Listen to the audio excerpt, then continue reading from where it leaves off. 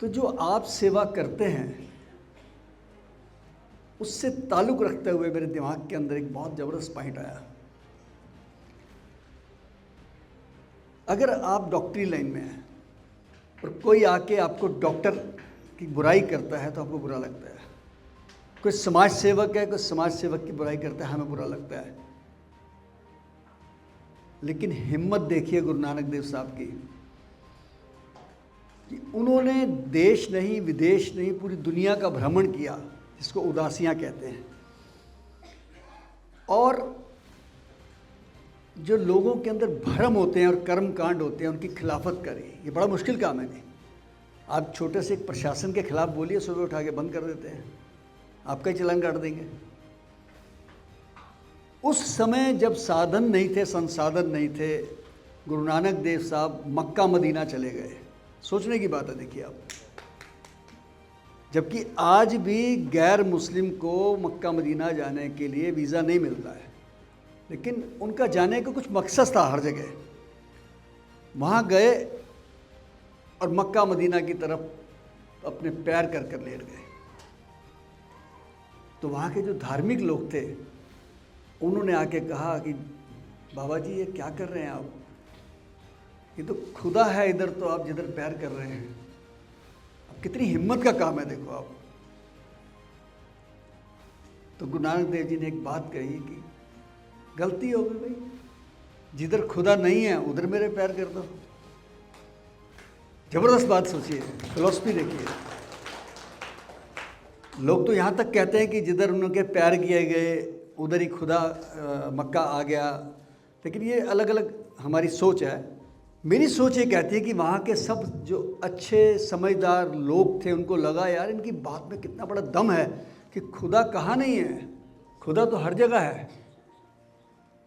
हरिद्वार जाना, ये मैं स्टोरी आपको इसलिए सुना रहा हूँ कि आप समाज का काम करते हैं, आपको बुराइयों सहनी पड़ती हैं।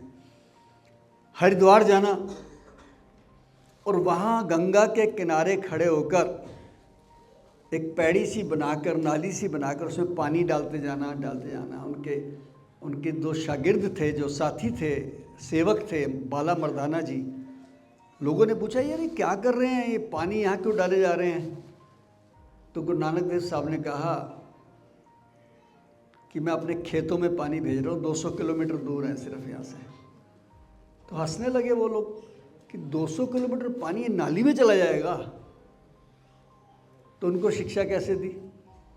कहने लगे कि जब आप सुबह उठकर सूर्य देवता को पानी देते हैं, जब हजारों किलोमीटर चला जाता है, तो ये 200 किलोमीटर क्यों नहीं जाएगा? कर्म कांडों का खंडन किया उन्होंने। जो हम अपने दिल से बातें करते हैं वो धर्म में कहीं नहीं लिखी हुई है, सच बोलूँ मैं आपको, लेकिन हम किसी को टोक भी नहीं सकते। और उनकी हिम्मत देखो आप कि जगन्नाथपुरी जाना। मैं होके आया हूँ जगन्नाथपुरी। ये सामने जगन्नाथपुरी का मंदिर है, सामने श्री गुरु नानक देव साहब का गुरुद्वारा है। उनको लोगों ने कहा कि अंदर आरती हो रही है, गुरुजी आपको आरती में शामिल होना है। तो उन्होंने कहा कि जो आरती यहाँ हो रही है वो आरती तो ईश्वर ने सृष्टि में रची हुई है। तो उन्होंने एक आरती उस समय बोली थी कि गगन में थाल रवि चंद दीपक बने, यानी ये जो गगन है एक थाल के रूप में है, रवि चंद यानी सूरज दीपक है, तारका मंडल जो तारे हैं इनके मंडल हैं। मतलब बड़ा अच्छा बोला उन्होंने और वो बड़ी प्रचारित हुई। तो जगन्नाथपुरी के लोगों को लगा यार ये तो बड़ी महान आत्मा आ गई है। और ये बात आप सर्च करके देखिए, मैं नहीं कह रहा कि गुरु नानक देव साहब को मानने वाले सिर्फ और सिर्फ सिख नहीं हैं। हर धर्म के लोग, हर मजहब के लोग, हर शहर के लोग, हर देश के लोग, बगदाद चले जाइए आप नेपाल चले जाइए और वहाँ के लोग तो नानक लामा बोलते हैं उनको। और कौन सा है जो लेह लद्दाख में मतलब ऐसी ऐसी जगह पे जाकर लोगों को शिक्षा देना। जो काम आप कर रहे हैं समाज के लिए, गुरु नानक देव साहब ने इस काम को करने के लिए कितनी बुराइयां ली।